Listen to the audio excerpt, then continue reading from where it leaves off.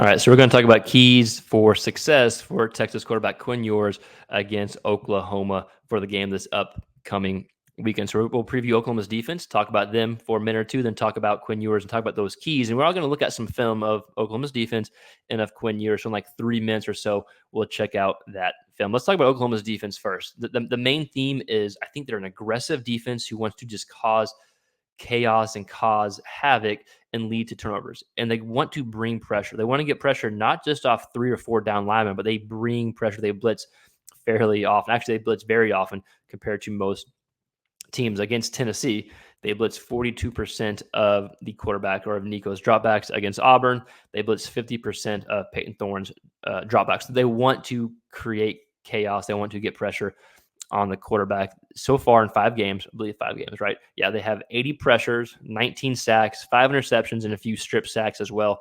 2 of those strip sacks against Nico. So I wouldn't be surprised to see them try to get pressure blitzing Quinn. Like, they don't want to just drop 7 or 8 guys and have Quinn try to pick them apart, right?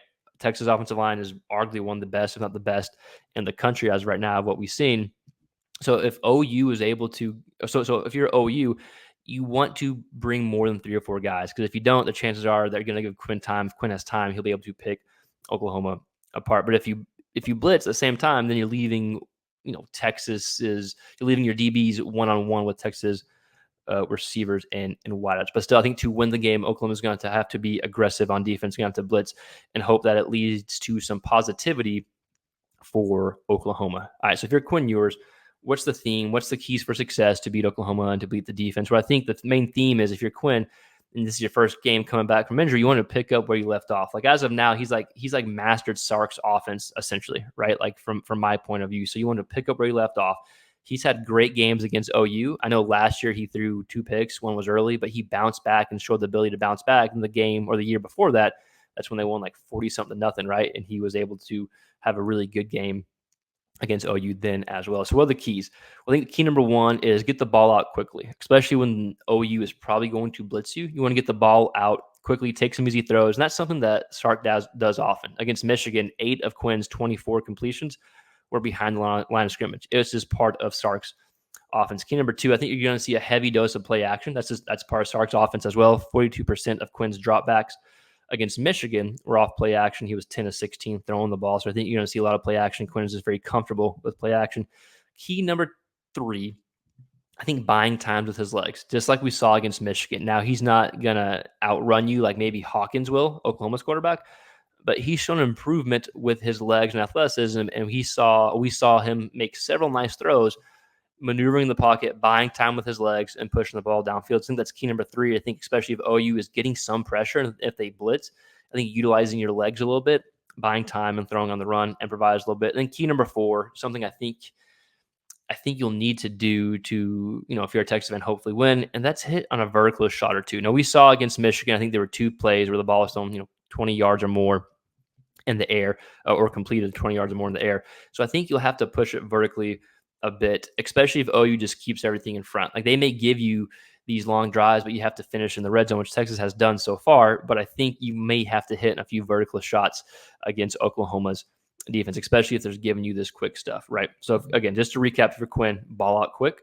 buy time with your legs, probably going to have a heavy dose of play action, and then hit on a vertical shot or 2 to beat Oklahoma. Again, a very good defense, very aggressive defense who's probably going to try to center their game plan around getting pressure on Quinn, and hopefully that leads to ill-advised throws. With that said, let's go ahead and watch a few clips. Again, we're going to watch Oklahoma's defense first, going to watch them kind of create chaos and see how they blitz and when they blitz. And then we're going to watch Quinn Ewers and the type of throws he needs to make against Oklahoma's defense. And we're just a big SEC quarterback hub. If you haven't seen us before, we put a lot of SEC QB content. So please subscribe if you like that type of content. So with that said, let's go ahead and watch the film. So we're going to look at a few clips of Oklahoma's defense. I'll go ahead and play it. 2 strip sacks that they had against Nico, and they're bringing pressure. So 3rd and 5. The next clip's going to be a 3rd and 9. They get pressure, or they bring pressure, they blitz, and they get to the quarterback for a strip sack. And I would anticipate them trying to bring as much pressure as they have against Tennessee, against Auburn. Remember, against Tennessee, they blitzed on 42% of Nico's dropbacks. Against Auburn, 50% of Peyton Thorne's dropbacks. I would anticipate them trying to cause havoc and trying to confuse Quinn. because I don't think the game plan to win is dropping 7 or 8, because Quinn has proven that he can pick defenses apart, especially if he has time. So I do think they're going to try to blitz. Let's watch this one more time real quick, because this right here, they kind of confuse Tennessee. They have 3 down linemen, and they bring 3 defenders who are standing up. The running back gets confused who to take, and that leads to the sack here, right? So good job, Oklahoma there. This next clip is going to be a 3rd and 9, and watch the left end. The left defensive end is the guy who sacks Nico and causes the fumble. It's a super athletic play. Watch number 30 here. I don't even know what it's called, some type of tuck rip, right? And then he comes in and makes a great hit on Nico and strips the ball. But that's good one-on-one movement right there against the right tackle for Tennessee. Really athletic play, right? So again, they're bringing 6 here.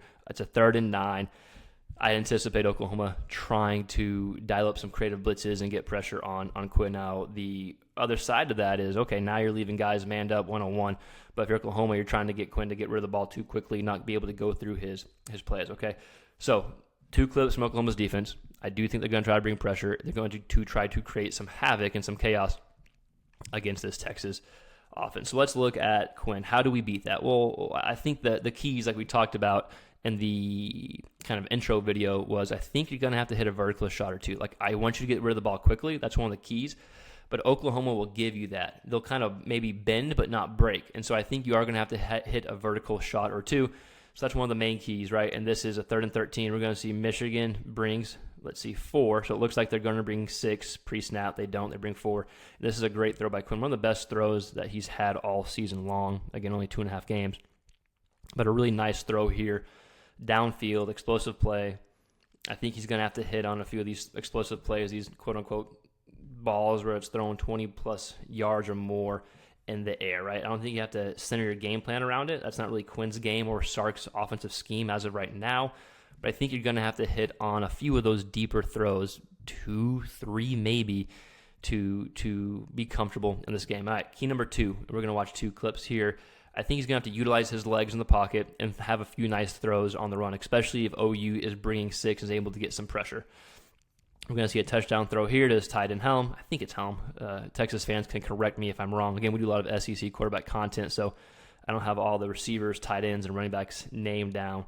Definitely the quarterbacks, though. But yeah, so someone correct me if I'm wrong there. But good job by Quinn, stepping up in the pocket, throwing on the run here for a touchdown. Again, key number 2, I think he's going to have to make some throws and some plays on the run. We'll watch one more clip of him throwing on the run. And like we talked about, like this clip here was play action. Another clip's going to be play action that we're going to watch. Not this one, but the next one. So I think a heavy dose of play action is also in the cards. But here's a 3rd and 10. Quinn escapes, throws on the run. Nice little sidearm delivery. Let me move myself out of the way here. Nice job here by Quinn. So we're going to watch one more clip. Let's see if I can move it over here. Okay, let's watch one more clip. And this is the tight end as well. And this is just getting rid of the ball quickly. Now, it's a 2nd and 8, so it's, inside the red zone.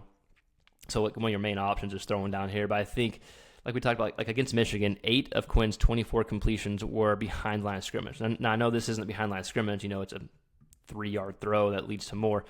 But these type of throws, these checkdowns are kind of Quinn's MO, right? So I think continuing to do that to play within the offense, especially if Oklahoma is bringing pressure, you got to get rid of the ball quickly. I think you continue to do that, and that sets up some of the deep shots, right? So Texas fans, let me know your thoughts in the comments below. What do you think are the keys for success for Quinn to have against Oklahoma's defense? Again, Oklahoma's defense is aggressive. They've caused a lot of havoc and chaos. So what do you think the keys are? We talked about, I think, a heavy dose of play action. I think you're going to have to hit on some vertical throws. You have to throw on the run, and then you have to get rid of the ball quickly to set up the deeper throws. But let me know your thoughts. Again, if you're an Oklahoma fan, let me know your thoughts as well. We have a video of Hawkins and the keys for him against Texas defense if you want to go check that out. Again, we're just a big SEC quarterback hub. We talk all things SEC quarterbacks, from film breakdowns to previews like this to also recap videos. So if you like that type of content, please consider subscribing to the channel. Like this video, share. It helps the channel grow. Keep following us along. We'll see you next time. Peace.